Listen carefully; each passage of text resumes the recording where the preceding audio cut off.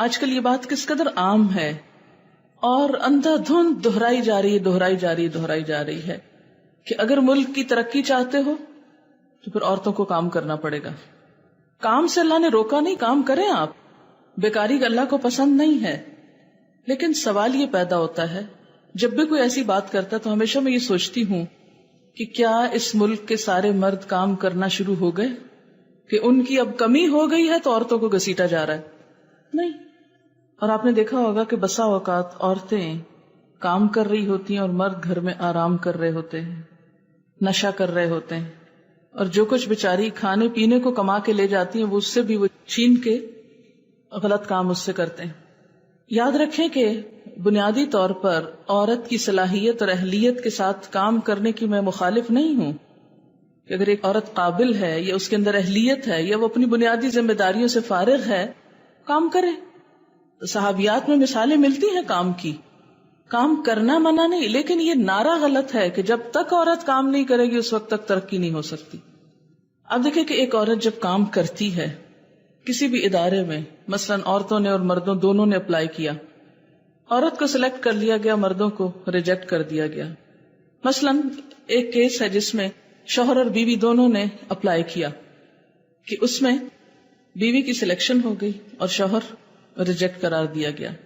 اب کیا ہو رہا ہے کہ بظاہر شیطان نے بہت خوشنما بنا دیا، بہت احساس عورت کو دلا دیا کہ وہ تو بہت قابل ہے اور اس کے مقابلے میں اس کا شوہر جو ہے وہ بہت ہی غیر اہم چیز ہے.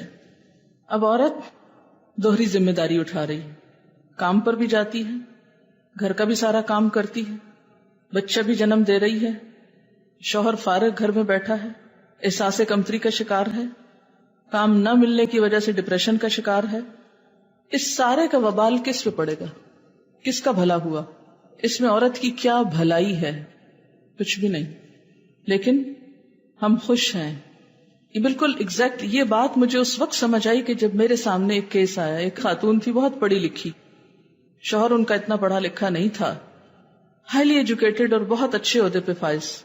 تو ایک دن انہوں نے ملنے کے لیے ٹائم لیا تو انہوں نے اپنا مسئلہ بتایا اور آنسوؤں سے رو رہی تھی کہ میں کام بھی کر کے آتی ہوں، گھر بھی چلاتی ہوں، بچے بھی پیدا کر رہی ہوں، سب کچھ میرے ذمے پہ پڑ گیا ہے اور شوہر میرے کے پاس جاب نہیں ہے، لہذا اس کی ضرورت پوری نہیں کر سکتی، اس سے جھڑکیاں کھاتی ہوں، اسے جو احساس کمتری لگ گیا ہے اس کا وبال اور نزلہ بھی سب مجھ پہ گر رہا ہے.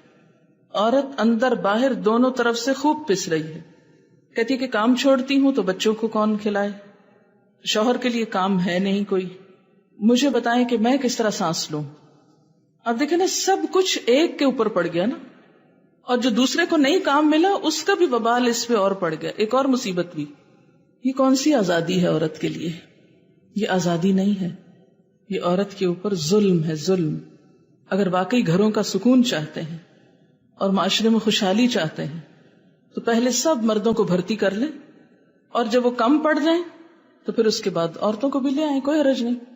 لیکن ایک اوپن کمپٹیشن میں، اب مثلا میڈیکل کالجز میں کیا ہو رہا تھا کچھ سالوں سے کہ لڑکیاں محنتی ہوتی، اس میں کوئی شک نہیں، اکثریت سیٹیں اوپن میرٹ میں لڑکیاں لے جا رہی، لیکن رزلٹ کیا آ رہا ہے کہ میڈیکل کرنے کے باوجود بھی ایک بڑی تعداد پریکٹس نہیں کر رہی.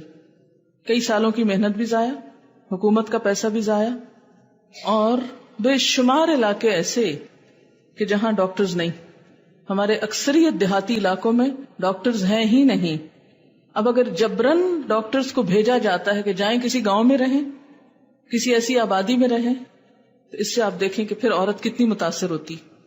اگر اس کا شوہر ساتھ نہیں ہے اور اسے کسی گاؤں میں پوسٹ کر دیا گیا ہے، اس کے بچوں کی تعلیم، اس کی اپنی صحت، اس کی باقی ضروریات، ان سب کا کیا ہوگا؟ تو جب ہم نے فطرت کے اصول میں مداخلت کی، یہ فطرت کا اصول توڑا نا ہم نے، شیطان نے توڑوایا یہ خوبصورت خیال دلا کے. شیطان کا اصل کام پتہ کیا کہ فَلَيُغَيِّرُنَّ خَلْقَ اللَّهِ، اللہ کی ساخت کو بدلیں گے. اللہ نے جس کو جس کام کے لیے پیدا کیا اس سے وہ چھڑوا کے کوئی اور کام لیں گے.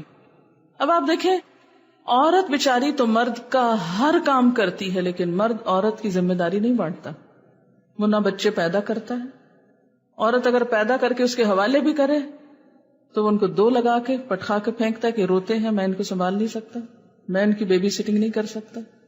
اس کے اندر حوصلہ ہی نہیں، وہ اس لیے بنا ہی نہیں کہ وہ روتے بچے کو چپ کرا سکے. یہ ماں ہی کا کام ہے اور ماں غائب ہے. تو یہ کیا ہوا؟ سارے کا سارا فطرت کو بدل دیا گیا، اس کو مسخ کر دیا گیا. یہ ایک شیطانی ترغیب تھی، مگر ہم میں سے اکثریت اس کو ماننے کو بھی تیار نہیں ہوگی. نہ مانے. اچھا، شیطان کا طریقہ کار دلہما بغرور، دھوکے سے پھسلانا، آہستہ آہستہ ایک چیز کی طرف لانا، غیر محسوس طریقے سے موڑ دینا، اور مسلسل کوشش کے ساتھ. یہاں میں اب چند باتیں یہ کروں گی کہ فدلہما بغرور کس طرح ہوا، بہکایا کس طرح شیطان نے. یہ جو میں آپ کو ایکسٹریکٹ پڑھ کے سنانے والی ہوں یہ میرا اپنا نہیں ہے، یہ ابن القیم نے ایک کتاب لکھی ہے تلبیس ابلیس. تلبیس ابلیس یعنی ابلیس کس طرح تلبیس کرتا ہے. تلبیس کا کیا مطلب ہوتا ہے؟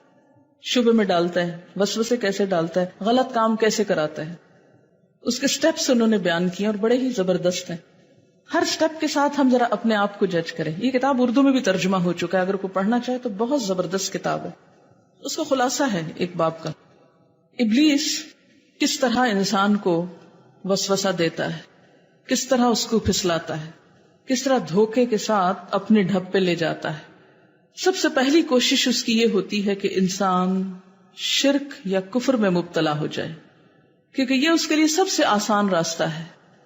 اگر انسان اس میں مبتلا ہو گیا تو کیا ہوگا؟